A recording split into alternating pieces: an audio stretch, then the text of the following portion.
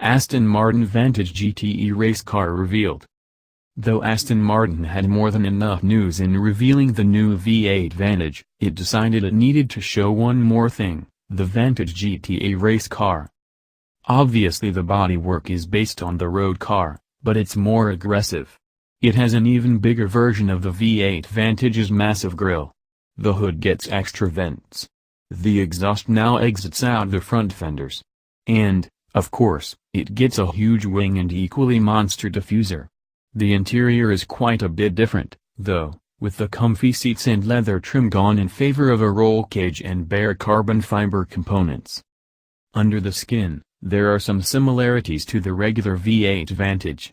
The main connection is the Vantage GTE's engine, which is a version of the same 4.0-liter twin-turbocharged AMG V8 found in the road car.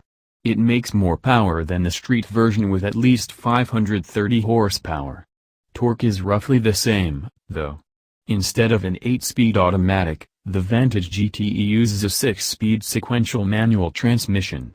Both cars use double wishbone suspension front and rear, but the GTE gets adjustable anti-roll bars and Allen's adjustable shocks.